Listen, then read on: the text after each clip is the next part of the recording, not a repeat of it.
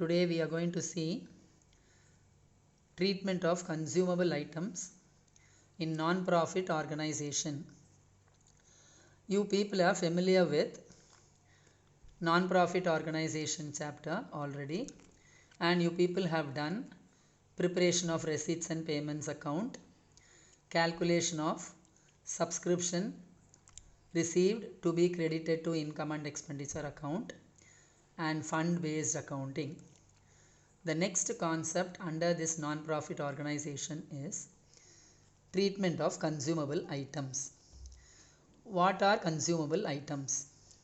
In this chapter you will come across consumable items like medicines, postage stamps, stationery, sports materials.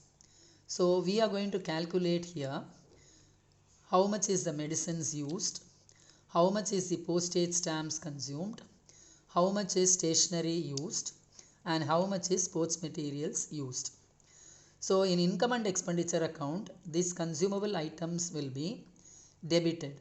So in order to calculate the consumable items used, the following formula will be used.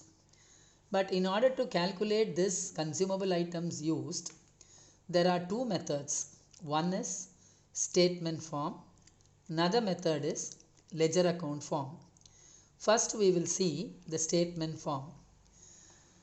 The formula here is under the statement form. First we will be taking amount paid for medicines during the year. Then we will add opening stock of medicines. Then we will add advance paid for medicines at the beginning. Then we will add creditors at the end.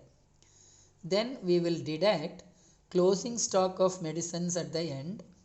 Then we will deduct advance paid at the end. Finally, we will deduct creditors at the beginning. So you will arrive at medicines consumed or used. This will be debited to income and expenditure account. The next method is ledger account form. This method is comfortable and this will be better than the previous method. First you have to open creditors account to find out credit purchases. Here I would like to say something. When credit purchase is given in the question, you need not take into consideration the opening balance of creditors and closing balance of creditors because these two are adjusted already in this. So credit purchase can be taken directly. You can go to the next formula itself. But in here actually when we are given all these items, we have to open creditors account. First, creditors is a liability, all of you know. So it will show a opening balance will be shown on the credit side. So by balance brought down, that is opening balance of creditors. The corresponding debit is closing balance of creditors, that is to balance carry down. Then advance paid for the creditors beginning, because usually advance paid means what? Prepaid. Prepaid is an asset, all of you know. So it will show a debit balance. So opening balance to balance brought down. The corresponding credit is advance paid at the end, that is the closing balance. Then this is nothing but amount paid to creditors, creditors to bank. So to bank amount paid. When you find the difference here, adding all this, deducting these two, you will arrive at credit purchases. So from the creditors account, we are arriving at credit purchases. After finding out the credit purchases, we can find out the medicines used by following the formula.